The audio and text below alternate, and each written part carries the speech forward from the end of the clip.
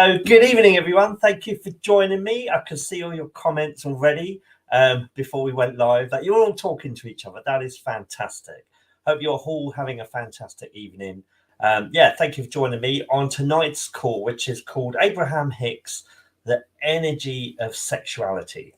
So we're going to go for about an hour and a half. I'm not going to be talking all that time. Believe me, I want to interact with you guys and gals. Let me just tell you what it's about. I'll start with, first of all, put in the chat. Let's make this interactive rather than me just talking all the time. Tell me where you're streaming in from. I'm always intrigued by that. Do let me know. And tell me where you heard about this workshop and how many of you are avid followers of Abraham-Hicks. I'm always interested to know all this. So put the comments, type away. It's always good to know where you're coming in from. That always intrigues me because Meetup is a global platform. So normally you have people coming from America, Australia, India, all over. So the comments are coming in already. This is fab. It's so good. You're all talking to each other and welcoming each other. That is so nice. That's good. I'm trying to direct this show myself and do the comments at the same time. Who's this? This is Sukitu. Hi there, guys and girls. The rest of the UK and from the Meetup. Yep, brilliant. Okay, let's see. Is it Niru from Essex? Heard about it on Meetup. That's great. Okay. And here we go. Germany. Googling Abraham-Hicks and sexuality. No, that's great. Okay, so someone Gloucester. And from the USA, living in Dublin. Wow, fantastic. Okay, so this is I've got to admit, this topic I've kind of wanted to do for a while, and I felt kind of awkward about it because it's the topic of sex, and this is what I'm kind of going to go into during tonight's discussion because it's a topic. It's a bit squeamish. Obviously, my reaction to this topic and my kind of nervousness around talking about it and discussing what Abraham-Hicks says about it is it says a lot about how I've been conditioned and programmed by society and the world to think about that topic. So I'll be interested to know immediately what your reaction was when you saw that this was going to be the topic. Don't worry, I'm not going to show any pornography, no porno pictures, no porno videos or anything like that. It's going to be a clean, decent family viewing kind of event. Hopefully I haven't disappointed any of you on that. What I'm going to do, the structure of tonight's thing is as well, I'm going to play 3 videos which are Abraham-Hicks talking about this topic and then kind of explore it. And I want you to sort of tell me your response to it as well. So before we get going, for those of you that are new to watching me on this YouTube show tonight, I call myself a professional happiness coach. Okay, and I got that. I used to run a charity, a positive mental health charity in Portsmouth over 10 years ago. Okay, working with long-term unemployed young people, and it got endorsed by Louise Hay. Those of you that know Louise Hay, she's no longer on planet Earth. She's transitioned, but she started Hay House Publishing, which if you go into any bookshop on the planet, literally, Hay House Publishing would be one of the big sort of publishing brands in that sector. And Louise started it. It's quite an interesting story, and she publishes the Abraham-Hicks books. How do I know about all of this stuff? Because I call myself a happiness coach now, but I used to be really miserable. I suffered from 15 years of chronic fatigue. So I know what it feels like not to be happy. But it was watching the film The Secret that cured me of my chronic fatigue. The first 20 minutes made me realize that the thoughts I'd been thinking were just junk. I was regretful of the past, depressed by my present, and pessimistic about my future. So there's a massive energy rip going on there. I wasn't in the flow or anything. And The Secret made me realize, okay, I've got to get conscious of my thinking. And then researching deeper into the the secret movie, I come across the teachings of Abraham-Hicks, and over 10 years later, it was 2009 that was. So so over 10 years later, here we are, and I'm teaching this stuff. You can find more about me at my website at mrhappiness2000.com. And we've got a lot of free stuff on there, lots of really good videos, testimonials of what I've done. But I promised in tonight's little show, I will never tell you what to think. We've all got our own personal desires and perspectives on the world, and it's important that you align with your own personal truth.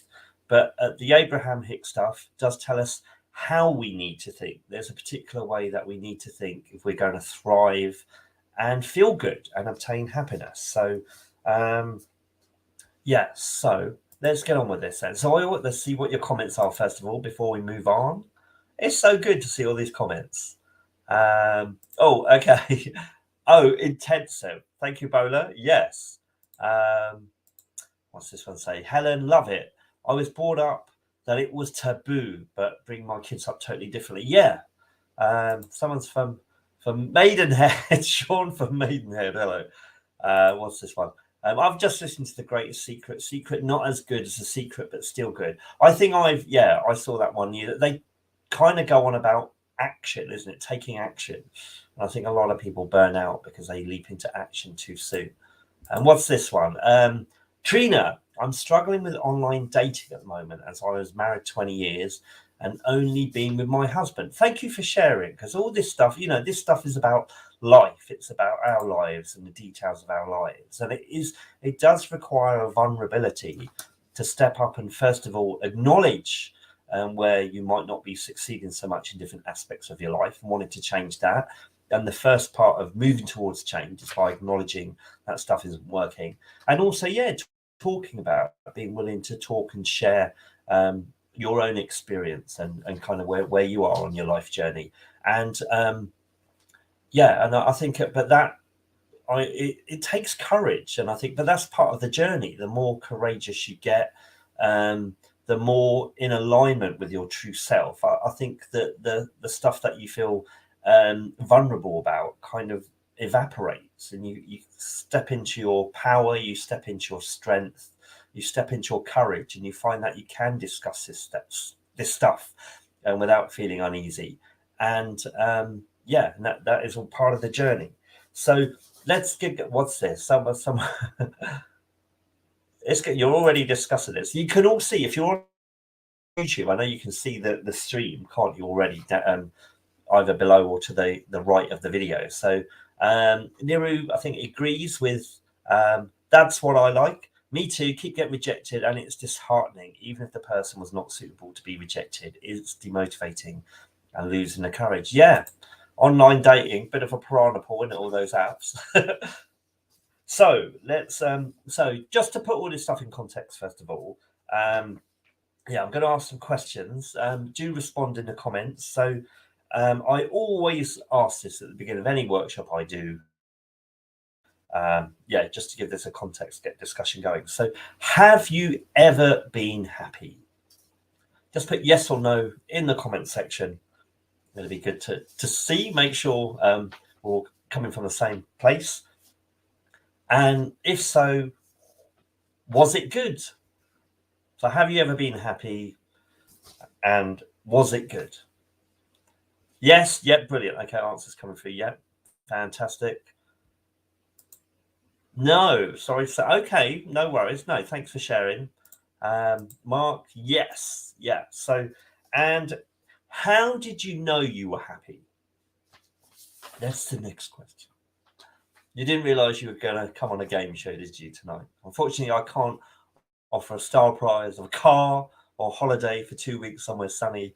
But yeah, hopefully I'll make you a bit more happy or give you direction on how to improve your happiness after my time tonight. Okay, so who's this? That's what I like. What a great title.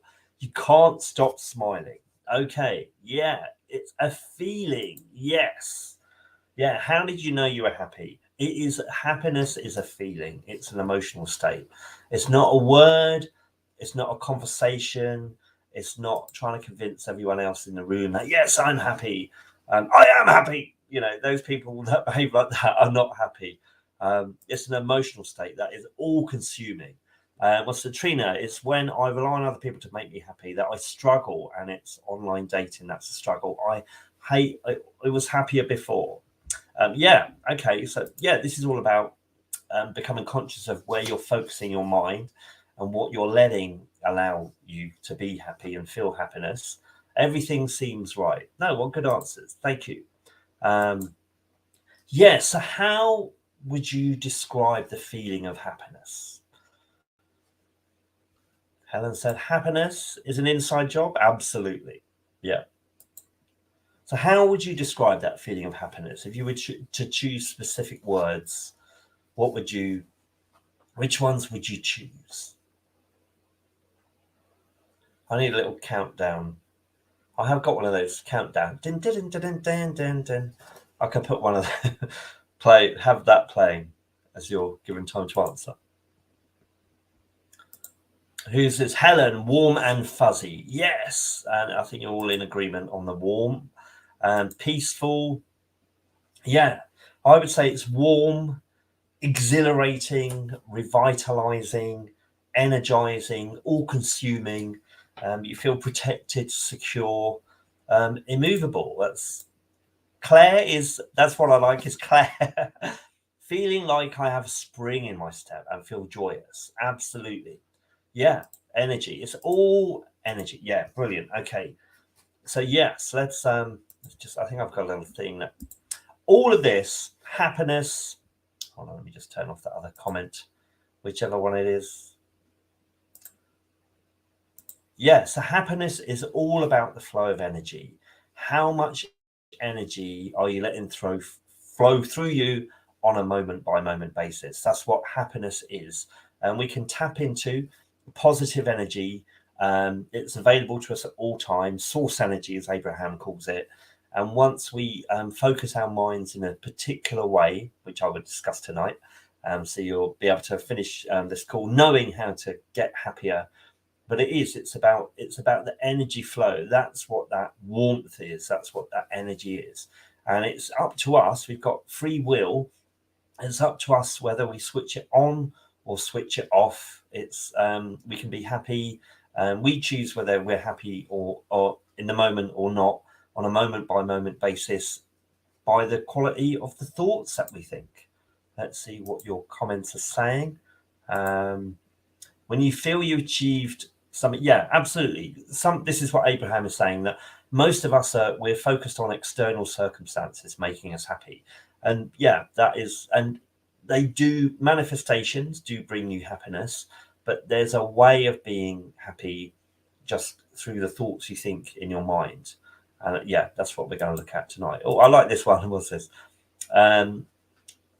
Sukitu, although I feel happy when I go ice skating, it takes away from my sadness at home. Yeah, well, it is about finding things in that make you happy, that give you the buzz.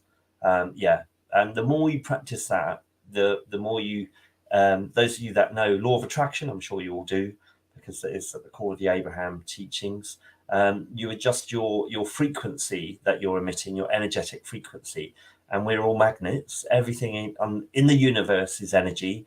All energy has a frequency. Like frequencies attract like frequencies. And so the happier you get, chronically happy, your work is to sort of raise your frequency.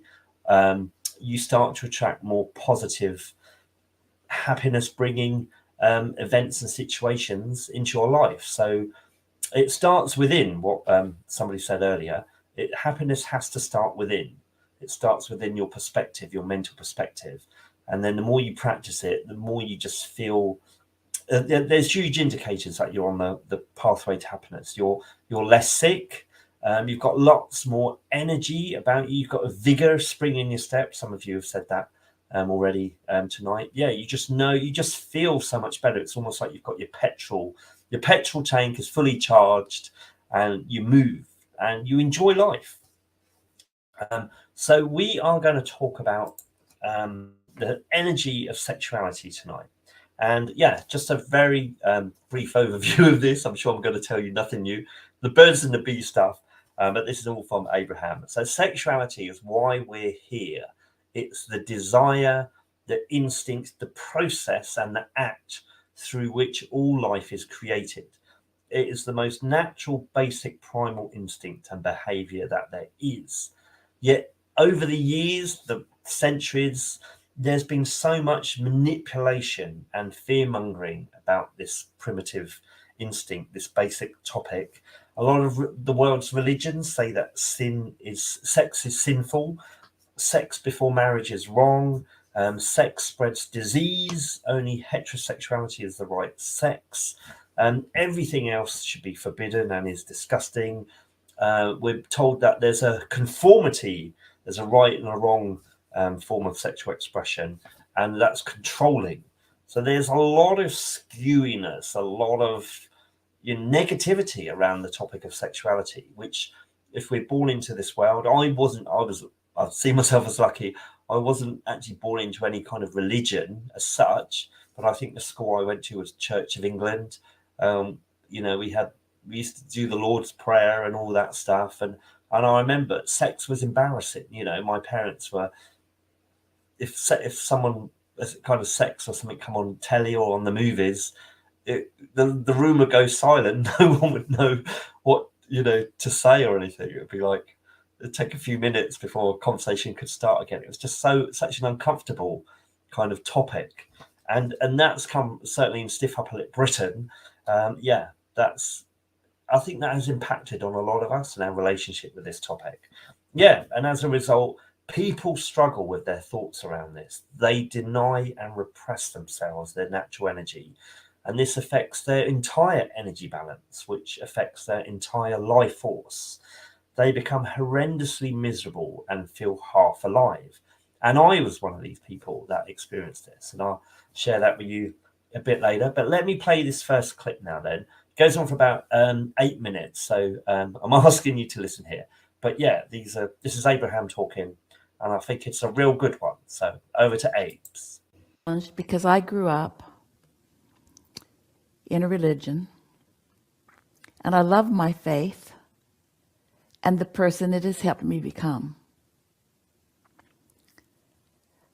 This religion has been passed down from man, and it teaches that having sex before and outside marriage is a sin that will be severely punished in the afterlife, along with drinking alcohol. I've abstained from both most of my 36 years of life as a man who was born and raised in the United States. Since I have been introduced to Abraham, my world has expanded and shifted. I'm single and I want to have sex before marriage and drink alcohol. My challenge is that if I do these things from a place of alignment with my inner being and source, I'm afraid that I'll be punished in this life by God. And if not in this life, I'm afraid that I will be punished in the afterlife, such as burning in hellfire. All right, so there are billions of people on your planet who could have written this. And we want to speak to you because words don't teach, in order to elicit from you the part of you that is non-physically focused, to help you find some resonance, some logic, some reason with some of these things. So, now if you've been listening to us for a while, you know that we say, and we say because we know, that that which is non-physical is pure positive energy. There's no pushing against. which means it's the end of the stick where love exists, not the end of the stick where absence of love exists. And whether you call it God, or as we do, source energy, or all that is, it is our absolute knowing that love is what that is, and that the absence of it cannot abide in that vibration. It does not exist. It does not exist. Man has turned God into something that source energy is not. The very guidance system, emotional guidance system that exists within you is because of the existence of that loving force or source of energy, that some call it God force, and we think it's a good label for it. That pure, positive love that would never be withheld from you. And those who believe that it would have not tasted it and do not know it.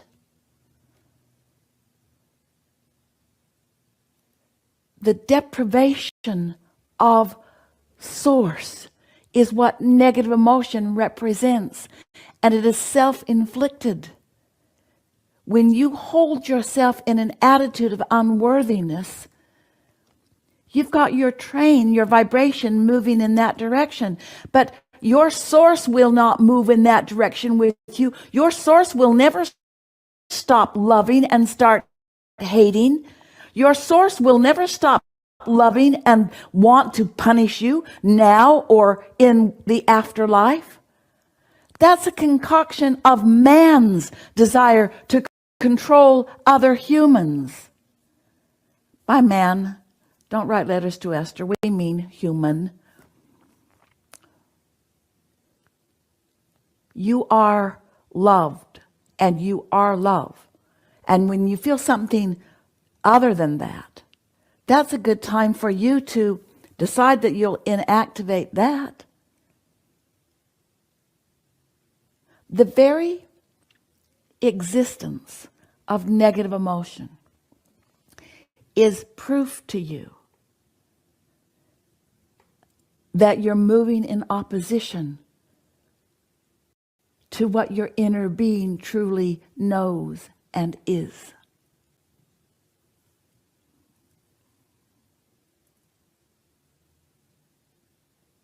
So as you deactivate little by little, and it takes some doing, those concerns and fears and truly irrational thoughts that are inconsistent with everything that we know to be about this ongoing, pure, positive energy stream of love that is source. You will find your heart lifting, and you'll find yourself knowing. And in time, you will be able to understand precisely in any moment in time what is the direction of the thought, or what is the thought that you're thinking that is not allowing the fullness of what God's love is for you to flow. It's quite an interesting thing that so many religions have set into place centuries ago, that they are continuing to reactivate, to keep active, to try to control.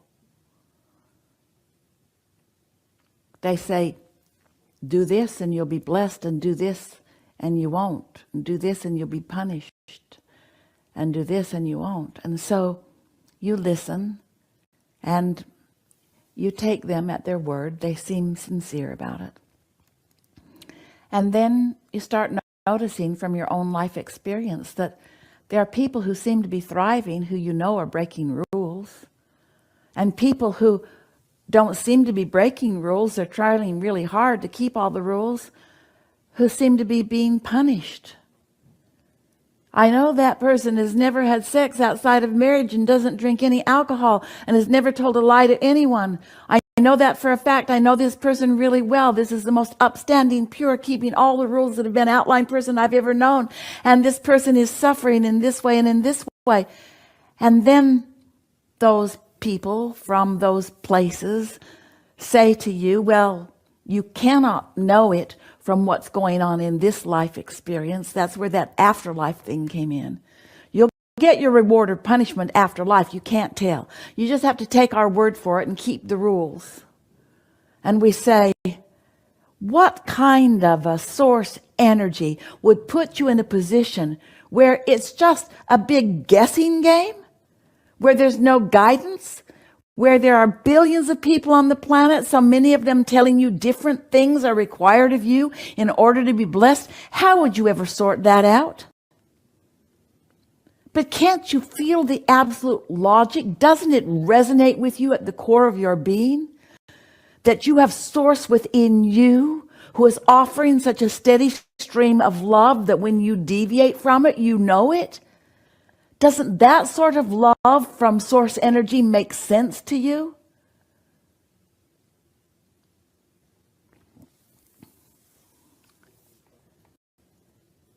Pay attention to the way you feel. We've been talking to you all for a long time about calibrating to that non-physical source energy. Calibrate to your inner being. Feel for that and get good at resonating there.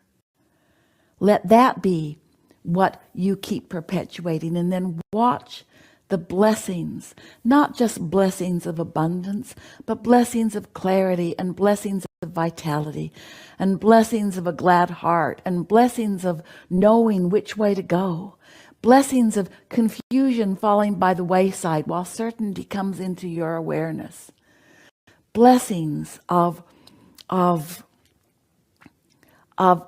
feeling invincible, blessings of steady awareness of good things,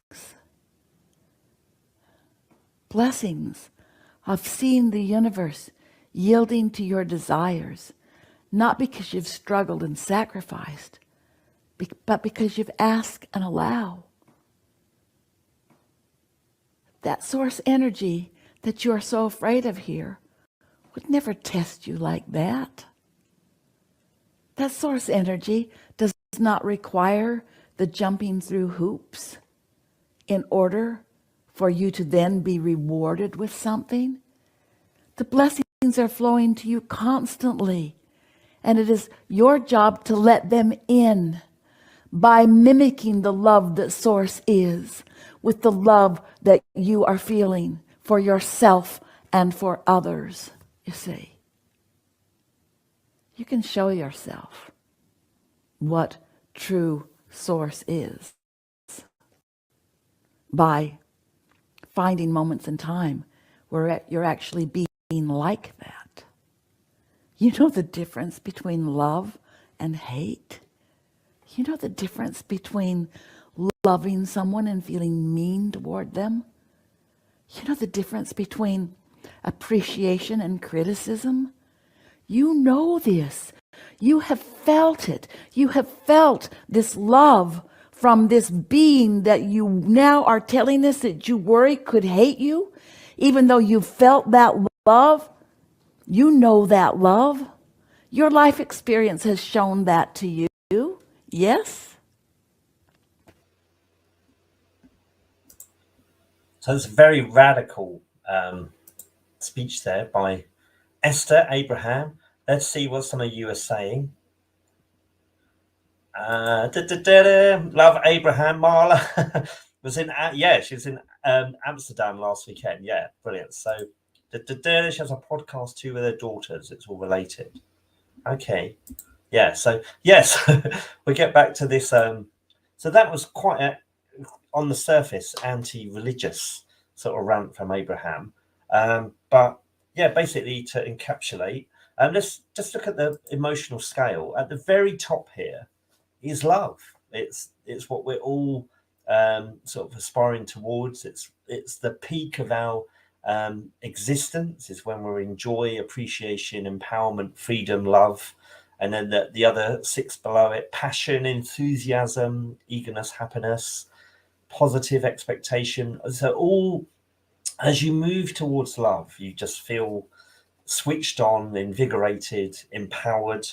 And and what Abraham says, we are meant to love everything to thrive, including sexuality. We are all love, looking to love. Love is our true nature. Okay, because we're told God is love and God is source energy. The very God nature of the universe is the emotion of love. Everything that we do from a place of joy and love will be beneficial, progressive.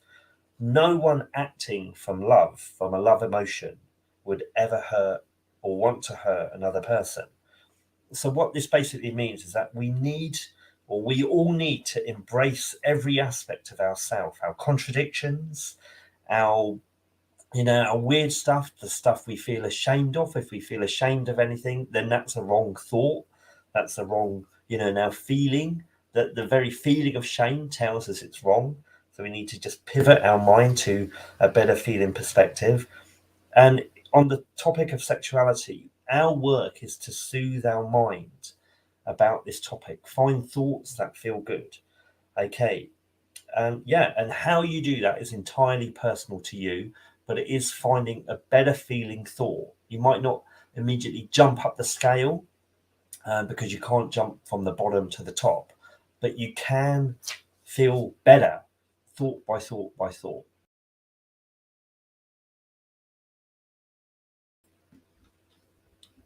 Sorry, switch this off, trying to direct this myself. We're looking for relief. If you can just find emotional relief. So it's almost like you've got a really tight, like, fizzy drink. And when you turn in the cap and you hear and then just as there's a release of gas, that's what you're looking for. And it won't be a massive shift, but any kind of emotional shift is better than no shift. And then you change your point of attraction and you change your perspective on that topic. And once you've found a better feeling perspective, the more you practice it, you can't drop back. That's your new perspective, and then you keep moving forward. It does take time, but the more you do this, the more you make this your work, the more alive that you feel. Let's see what your comments are here. I love it. Oh, thank you so much. I love this. Yes. Yeah, that was so beautiful. Hopefully you're talking about me. But that clip from Abraham, really powerful, I think, says so much. Let's play the second clip now from Abraham's well. Over to the old Abes. Here she is. Okay, I've always been fascinated with human sexuality, and you've stated in the past that human sexual energy is very similar to source energy, and I want to know if you can expand on that. Everything that is physical can be an extension of source energy. But sexuality is a subject where many people, without even knowing it, do the things that are necessary in order to tune into source energy. In other words, you get single-minded about your subject. You sort of set everything else aside. You're not worrying about a whole lot of other things. You focus better. Usually, not always. You focus better. And then it is more empowered when there are two of you focused. And so, as you have the experience of focusing with a singular intent, you tune in to something that allows you connection. It's such an interesting thing that through that engaging in sexuality, there is that orgasmic experience, which is the true alignment or attunement experience. And it is also interesting that it is also the perpetuation of your species, which speaks to the true creativity of the physicalness. And so Jerry, for many years, he was teaching a course called Turning Thoughts to Things. And he was using as his textbook a book by Napoleon Hill called Think and Grow Rich. And there was a chapter in this book called Sexual Transmutation. And Jerry always skipped that chapter because it was embarrassing to him to have this conversation with an audience. He wasn't sure that he could make them understand it the way he meant to understand it. But that's what that conversation was about in that book. It's about when you have had an experience where you have allowed alignment and had a personal experience of what alignment feels like, then you can apply that to other things. And so it's the focus, it's the single-mindedness, it's the interest that really is what that is all about. Apply focus to anything without adding contradiction to it, and you're going to achieve that alignment. And you're going to have, in a relatively short period of time, an exhilarating experience that confirms that alignment that you have accomplished. So why do we humans make such a big stink about it when we all clearly are so fascinated with it? Why? Okay, so that was interesting to hear that even Jerry was embarrassed to talk about the sexual aspects of life when teaching Think and Grow Rich years ago. So just to recap on what she says there, the sexual energy, which so many of us are embarrassed and ashamed of, and a lot of us are trying to suppress, is very close to the pure positive energy of source energy. What does that tell you about how we're squashing our own natural energy flow? The mental focus needed to achieve sexual fulfillment is the same focus needed to achieve success in any arena in life. And if you think about it, it makes sense, doesn't it, that when you're in love with someone, you have intense, prolonged, sustained focus on what you want. You have an absence of contradictory thoughts. It's almost like you focus so much that and the emotion starts to build within you, and that the stronger that emotion gets, it's magnetic and you're just attracted. That's why love and sex is called attraction, isn't it? You're attracted to people. There is a magnetic pull in this energy, and the more it builds, the stronger it is. You feel it in your gut. Your whole physicality is pulled towards the person of your desire. You can't get them out of your mind. And what is it you're doing? You're not thinking, oh, they're all right, but I don't like them on Monday and Tuesday. You're almost obsessed. Your thoughts are flowing in the same direction, which is always a positive, appreciative, loving direction. And they're uncontradicted. And that's what love is, isn't it? It leads us towards love. It's an intense appreciation of the other person. We just, you might introduce them to someone else, one of your friends, and they go, you like them? Oh my God, can't you see their manky teeth and all eyes are too close together or whatever? They're critical, they're judgmental.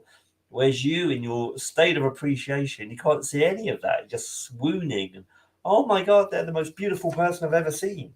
It is a repeated fixation on the best bits about them.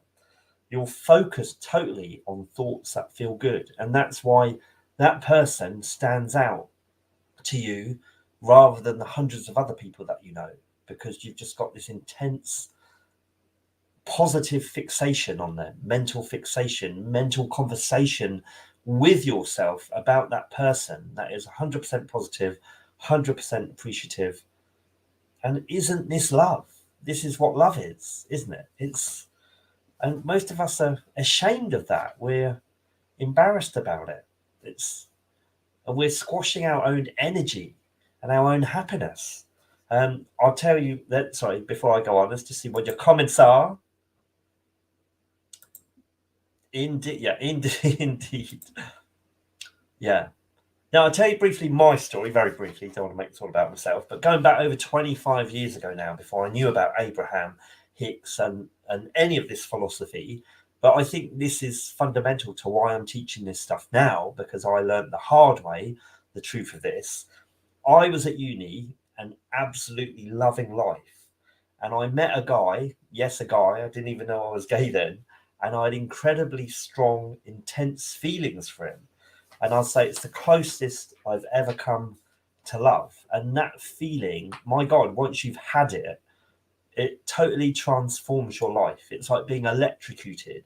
It's the most alive I've ever felt, the most switched on, probably the most distinct memory of my entire life to date was that point in my life. And then contradictory thoughts kicked in. I was judgmental on myself. I didn't want to be gay. I was fearful. I was very critical of myself, ashamed of these feelings, these emotions, these situations. And I was afraid of what others would think of me. I put them before myself. And this led to 15 years of chronic fatigue. I realise now, I went to the NHS over 3 years. At the beginning of this, I went to the NHS and they told me it was viral. And over 3 years, I had 25 blood tests. They were telling me it was viral. No one ever asked me during that time what I was thinking, which I feel is crazy now. Yeah, and I realise now I caused my own chronic fatigue by disallowing this primal energy to flow through me. I squashed literally my entire life force. So it's only when I got conscious of this through, as I said at the beginning, seeing the film The Secret and then finding the work of Abraham, that I was able to consciously recalibrate my mind on this topic, and the topic of sexuality and topic of relationships. Crucially, my relationship with myself, I had to learn to really like and love myself. That was a big journey for me. Yeah, and I was able to heal myself. And how do I know I'm healed? I've got my energy back. I've got my vitality back. I'm at the same level that I was before this kind of crash.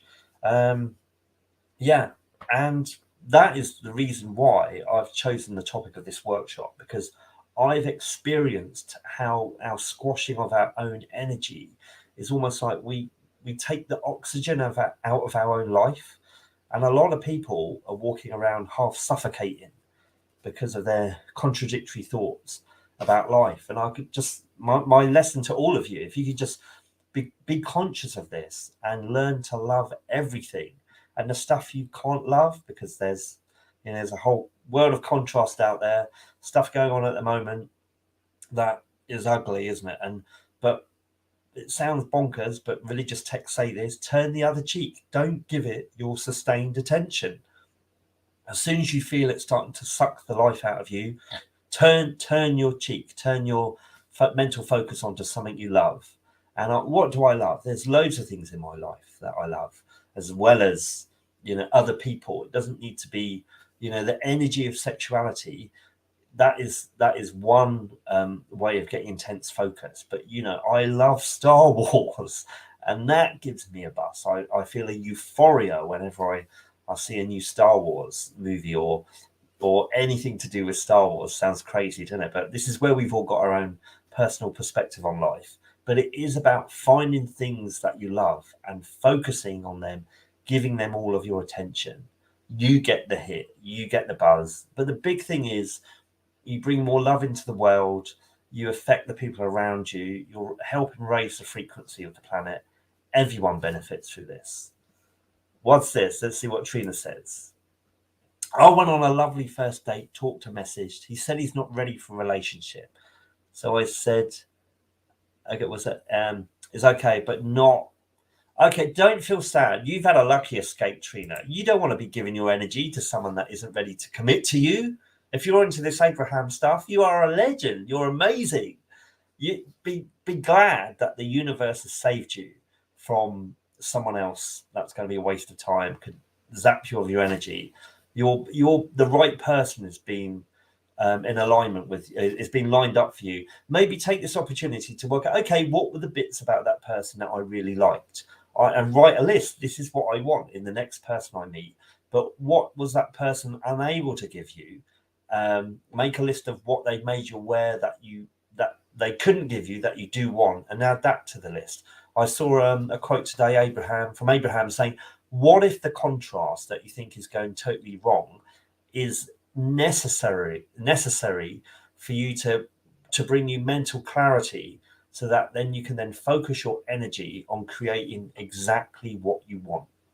This is the thing. What's this? I'm confused. What do you mean by that, Claire? What, if you could clarify? Yeah, now one thing I've learned as well from my experience, because I had a lot of love that I wanted to give another person, and it all went wrong. And I actually realised I don't think enough of us give ourselves the love that we think another person can give us. We need to give ourselves that love, and it doesn't mean you look in the mirror all the time and say, I love you. Although that is a technique I do teach in my workshops. Every time you see your reflection, compliment yourself. Tell yourself how well you're doing, how good you are, how nice a person you are, how worth knowing you are.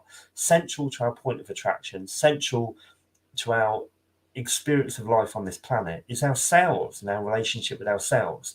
If you think the one person we're going through the whole of our life with is ourselves, why should we sort of disconnect from that relationship and half be conscious of that relationship when it's central to every other relationship that we can have? The law of attraction does say if you don't like yourself, you're going to attract other people that don't like themselves, and that's going to be a hellish relationship. You don't want that.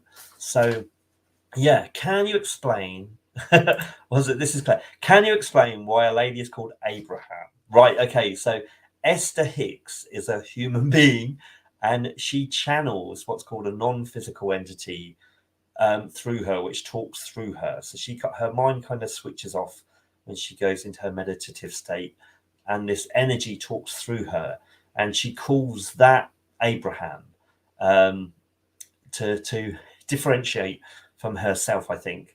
The work they publish is called Abraham-Hicks. Okay, so she's Abraham is the energy that she's channeling. She's the Hicks bit, the join together, Abraham-Hicks. The question I want to ask her, she said they chose Abraham so they would be at the beginning of the phone book. The question I want to ask them, if that's true, they should have called themselves Aardvark-Hicks, because Aardvark, double A, they'd be right guaranteed first at the beginning of the phone book. So what's this? All of us humans need love and affection, respect from family members. That's what makes life more easier and life becomes better and enjoyable. I hope it makes sense. Am I right? Absolutely. Love, let's go back to the emotional scale.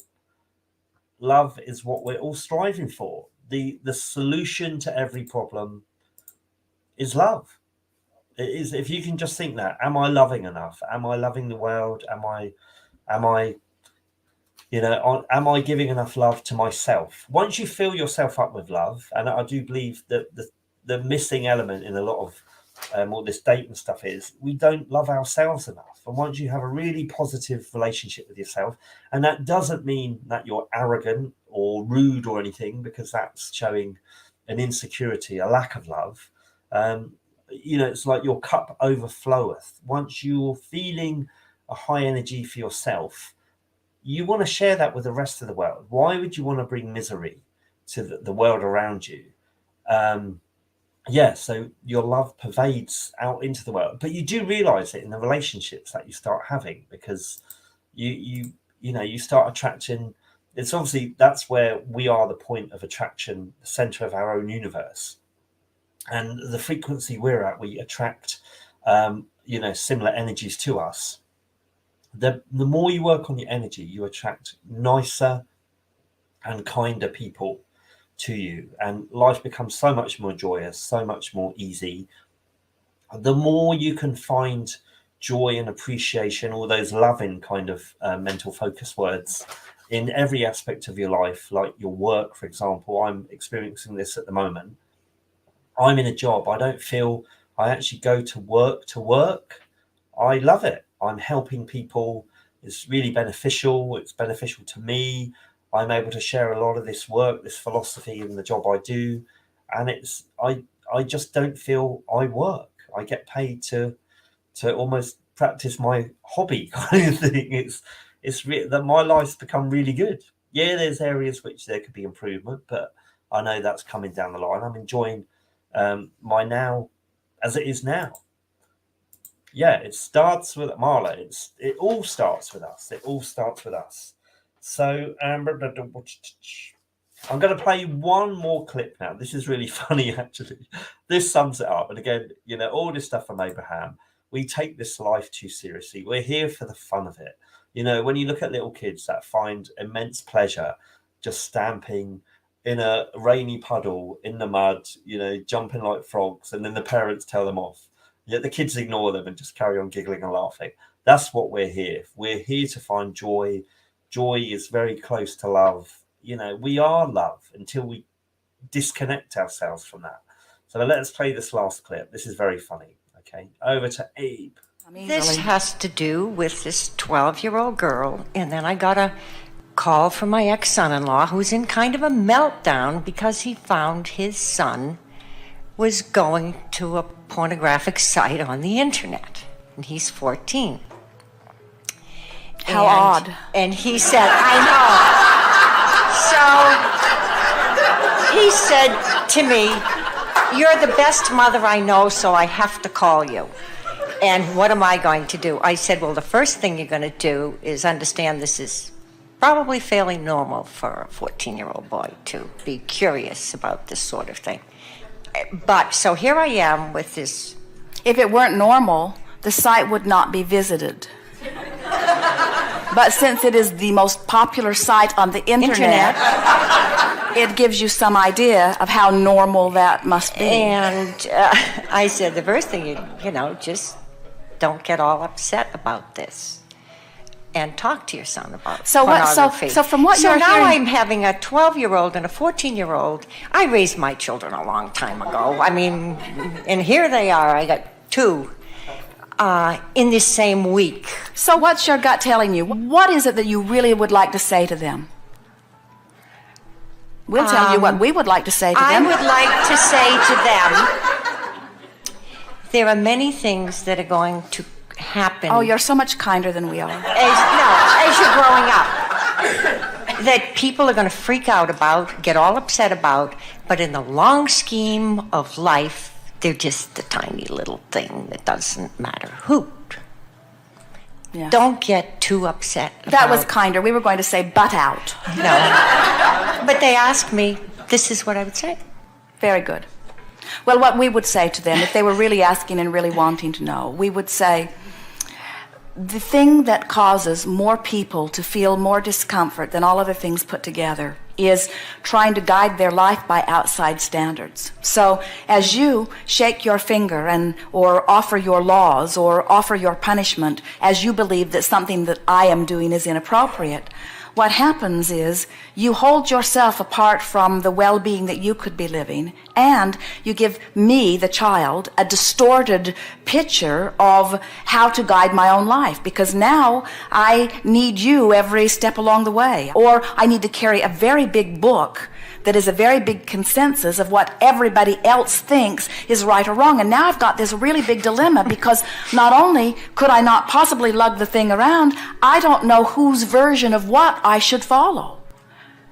There are so many people that dig up versions that have been buried for like 2,000 years and then try to apply it to their own experience. You are born with guidance that lets you know in this moment whether you are on your path toward the well-being that is natural to you or whether you are not. And as a parent, there isn't anything that we would want to do more than to introduce, through the clarity of our example, our children to their own guidance system.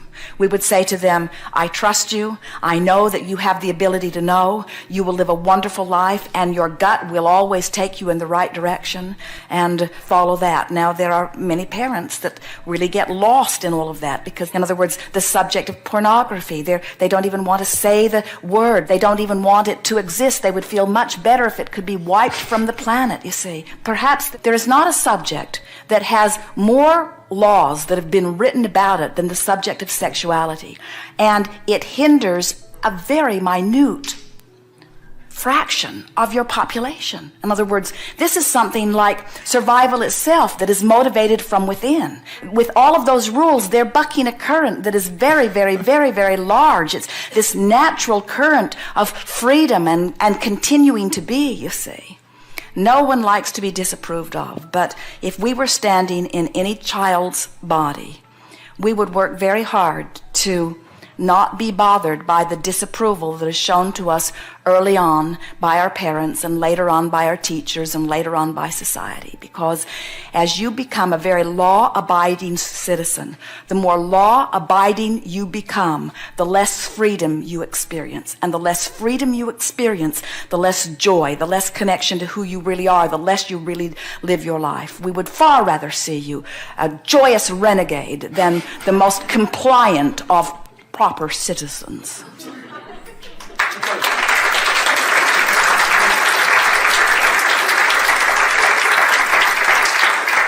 Parents are in a very uncomfortable place because the law holds them responsible for what their children do.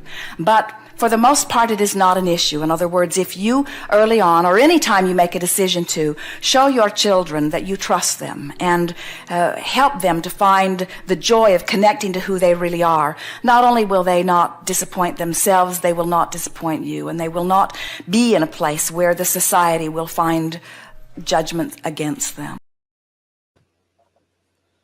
Wow, that's interesting, isn't it? That of all the topics on the planet, sexuality is the one that's got most laws written about it and against it. Okay, let's see what you're saying. Wish I'd heard this before. Yes. What's this? I left a job I hated at the end of March. I'm now unemployed, but having tons of interviews. It's hard, but I'm sorting my flat out, selling things, keeping my brain positive and my body active. Yeah, it's clear, isn't it? Yeah. Just focus, just know. It's all about talking yourself into what you want. So, although literally the whole of the planet's telling you, be realistic, face reality, your life can change in a day. Okay, you can get that job tomorrow and be working Tuesday. Okay, so just focus your mind on, talk yourself into a vision of further down the road, maybe could be the end of June or whatever, mid-June. You are just see yourself in this amazing job, feeling happy, feeling stimulated, getting well paid. It's talking yourself out of your current reality into what you want. It's using the focus of your mind, so you focus more there than you are here. And once that becomes your chronic frequency, your life has to morph around you and match your vision, like what you've been envisioning, if that makes sense. So by finding a better feeling frequency that is above your current reality, you're moving into a future that matches your improved frequency. Most people, when they have a kind of a crisis or whatever, they let their emotions drop and then they move into a worse future. Okay, so if that makes sense, that's what all this law of attraction stuff is about. Let's just see what someone else is. Helen's 100%. I've seen a different vibration of person in my life since I started my energetic development work. Yeah, this is what it's all about. You're right about loving yourself more, but I thought I'd found your soulmate is even better, Trina, than the person you thought. You just think, if you thought that person was your soulmate, my God, you're going to be knocked for six when your soulmate actually comes into your life, and they're coming soon. As long as you hold the frequency, don't let there be a dip in your energetic state. I just want to summarize now. So this is a kind of summary. This entire Abraham well-being philosophy comes down to one thing: you are love looking to love. You don't need love, you're already love. You just need to realize that. Okay, so then how do you realize this on a daily basis to thrive and live life to the full? You look for thoughts that feel good to you about every subject, including sex, continually. It takes practice, believe me. There's so much. It's easy to whinge and moan about stuff. I do it, especially if other people around you are whinging and moaning. You kind of feel obligated to join their conversation. But if you can have those conversations as minimal as possible, don't invest in them. Just sort of go, yeah, and be thinking about something else. Your words don't need to match your feeling. You can be agreeing with someone and actually feeling, oh my God, none of this matters to me. You do find a lot of what people are whinging about, the happy you get, it just becomes irrelevant. Like, really? You're worried about, why are you worrying about that? And that's a sign of they've got a depleted energy because they're not managing their energy supply. So they do drop down the scale. By doing so, by finding thoughts that feel good, the energy shifts through you. We go back to the beginning. That's what happiness is. You're going to feel so much better. See yourself. If you're feeling a bit flat and you haven't been doing this, so your regular routine is going to dominate. Okay, so you might be feeling a bit flat, and this might seem a bit strange. You need to start jump-starting yourself. And this is what I teach when I do my workshops. See yourself as a car battery. And maybe every morning you need to jumpstart yourself to get going. And I'm going to give you a secret tip now that I used at the beginning of my journey. And I share this with all the people that I coach and a lot of my friends, and they look at me very strange. And it ties in with today's topic. You're looking for thoughts that feel good, okay? all of you know which film stars or whatever, pop stars, maybe even friends that you've got that you fancy. Allow yourself to fantasize about those people. Do 5 minutes in the morning with the full purpose of allowing yourself to feel a bit better. Believe me, sexual thoughts, like Abraham says, sexual thoughts are the closest to source energy. So you're almost opening yourself up to the max with these kind of thoughts. So don't feel ashamed. You don't need to tell anyone what you're doing. You don't need to, explain it, go into detail. Just allow this to happen in your head. Okay, do it for 5 minutes. Allow yourself to feel and don't deny yourself. And I won't ask you for the specifics of what you're thinking about or who you're thinking about and what you want to do with that person, but just allow yourself to feel. It is the quickest way to getting a head start on this philosophy. And then once you realize, okay, that's what a good feeling thought feels like, you can start practicing it in different areas of your life. Okay, it's about just getting a momentum going.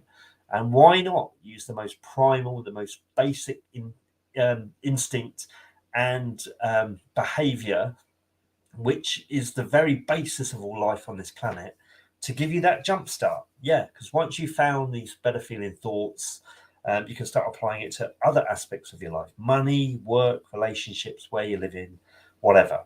So to conclude, this is all about being conscious of what you're focusing on and finding a good feeling mental perspective on whatever you are focused on. You are love. Your purpose is to love the world, including sex and sexuality. The highest emotion in the universe is love. Focus on feeling this, sustain it as much as you can, and your life will start working for you. And ultimately, you can either enjoy or endure life. It's your choice. But I know enjoying life is what we're supposed to be doing. So over to your questions. If any of you got any questions. Who's this? Thank you for this. When is the next? I do these every month, so check out the meetup. I was going to do the next one was going to be about mindset, just clarifying what mindset is. I kind of have done that in today's workshop. Literally, I'll be honest. Literally every workshop says the same thing, in the same way that every Abraham YouTube video says the same thing. But it is just giving a bit of clarity and meat around the bones on all these topics. So there will be one in June. Normally towards the end of June it is. If any of you got any questions, do Mark feel sleepy? That's good. But you think of sexual thoughts to get your energy pumping, get it flowing through you. Okay. If any of you haven't got any questions, and we can wrap up. It's just gone 8 o'clock. Will this be recorded? It's going to. If you go to the link, it will be on demand, so you'll be able to watch it again. And what if you're not enough for someone else? Right. If that person does, it's all about a frequency match. If you have to struggle for anything, it's not. Maybe that's what I'll do the next topic about, actually, the next workshop. Life is meant to flow to you. And if you think the stuff that you achieve, the stuff that sustains in your life, it comes to you, it's effortless. There's this whole philosophy of hard work, working hard to achieve success. Abraham, this is where I think I realized the truth of Abraham years back now, because I realized this when I achieved success when I was at uni, before I had my crash. I was just buzzing. Everyone would say to me, Steve, what drugs are you on? And I was like, I don't need drugs. I'm just loving life. I chose to love life, and stuff just come to me. I wanted to work on my favorite TV show. I wrote them a letter saying, can I do a work experience on your show? No, we don't take anyone from outside the area. I just refuse. I never take no for an answer. If it's something you want, once you know this stuff, you know you can get everything you want. A few months later, life brought me away, and I ended up working on that TV show, which majorly changed my life. So the stuff that is right for you comes effortlessly to you. Who was it who was talking about their job? The right job is just going to come to you. Okay, don't stress about maybe the gap. Fill the gap between. It's easier said than done, I know, when if you've got bills and monetary pressure piling up on you. But if you can make the gap between now and getting a job, because once you get that job, your time is going to be taken up. You'll be given hours of your week to someone else, your employer. So take the time now to just have as much fun as you possibly can. And you'll see, you'll be inspired to the action that gets you what you're meant to have next. So if you're on all these apps desperately trying to, on these apps desperately trying to get a date or something, you're trying too hard. You'll find the person that is right for you will come to you. But trust your gut. I'd say if you have fallen head over heels in love and it hasn't worked, maybe you wasn't ready. I'd say that was certainly my experience years ago. I realized I was in a very needy place. I gave them all my power, and I had a lot. I had to work on my relationship with me, which is something the 15 years of trauma gave me enough time to do. Thanks so much. I'm sorting through my flat, clearing my space out, making some money that way. Yeah, just have fun. Focus. We're here for the fun of it. Okay, what's it? Do you have a link for the meetup group for more workshops? Yeah, let me try and get that for you now. I'll put that in the chat. Where is it? Sorry, bear with me. I wasn't prepped for this. And my internet's taking ages to load. Let's get this happening. So yeah, it's all on the meetup, which most of you said you came for the meetup anyway, didn't you? So come on, load. Right, okay, here it is. So I'll post this into the chat thing.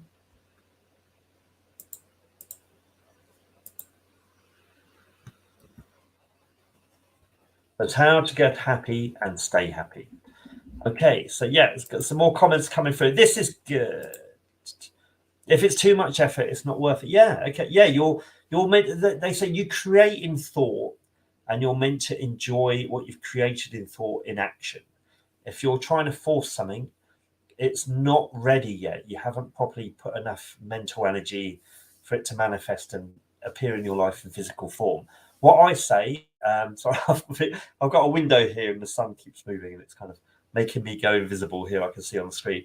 I say when stuff's manifested, this is a big thing. I think I did do a workshop a few months back on this, on trust. So much of this is once you put the desire out, the universe is already working on bringing all the cooperative components, bringing the right person to you.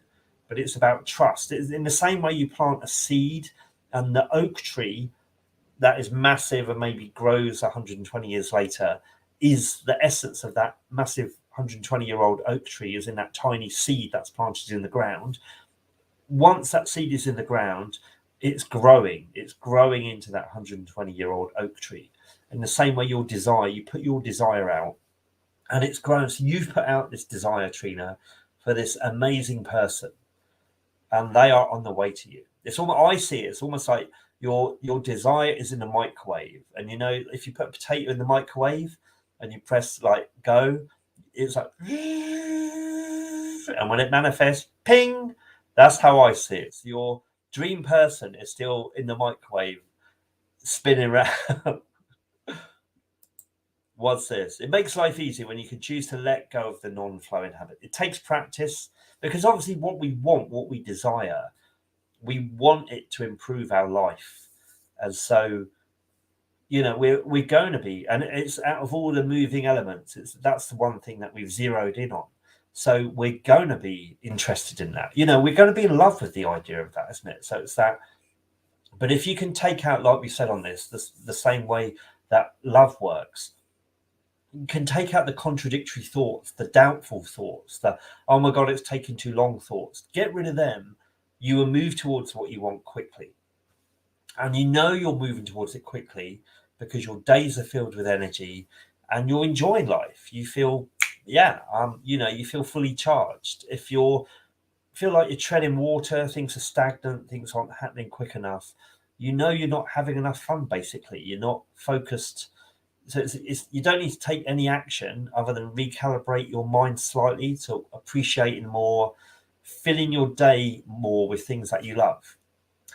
It's easy for me to say this, isn't it? Because I know this philosophy. You're too impatient. You're human, Trina. Yeah, it is. the more you'll find that if you can work on relieving yourself of that impatience, replace that impatience with excitement if you can. Get yourself excited, get yourself buzzing. The more buzzing you are, the more attractive you are to the idea, and then you're getting it. That's ego, Helena said. Yeah, it is. Ego gets in the way of a lot of things. But if it's about knowing your worth, but do you want sloppy seconds, or do you want the best? This is how. Do you want a microwave meal that can manifest in a week, or do you want a roast dinner that the chefs of the universe are cultivating? They're working in the background, getting you the very best partner that the universe can offer you, but it's taking time because you're still deciding on what you want. So they're waiting for you to give them the cue. And then once everything is prepared, they will present it to you, like the best sort of gourmet meal ever served for a human being on the planet. Would you rather that, or would you like a £1.50 microwave meal from Poundland? What would you prefer? What's to say? Just go out and enjoy yourself. Find your pastime to go out and do. Yeah, it is finding fun. Realizing we're here to have fun. Like what one of those Abraham clips said, that there's people, that are breaking all the rules, and yet they're thriving, and yet the people that are God willing, God serving, doing everything. It's like Doc Cotton in EastEnders. Those of you that knew of that character, it was this. Her life was just awful. Yet she was constantly going to church and all that. Yet there was obviously no energy. There was no positive energy in that character. It's a fictional character, but we all know people like that. That they're doing everything that they've been told to do, and yet their lives aren't working. And once you just know it, it's like being conscious of your own free will, deciding you want that will bring you joy, focusing on that, just focusing your mind on it, expecting it, allowing it to come to you. And once you've achieved a few things, you realize your power and you keep doing the work and you build a better and better and better life. That's what this is about. What's it? I'm loving this. I love the way that you all start interacting between yourself and start doing the lesson for me, really. If you focus on yourself and you're friendly, you'll meet people everywhere. Dating apps are tough, but don't give up. Just be cautious, but use your time for you first and dating second. I do wonder with you, this is just my opinion, nothing to do with Abraham or anything. I do wonder how many fakes are on these app things. Apparently when Facebook started, they had to put a load of fake accounts so it looked busy. And I do wonder how many of the gorgeous people are like they've got off modeling sites, or there's pictures of the people in the office that they've slightly photoshopped. I do wonder.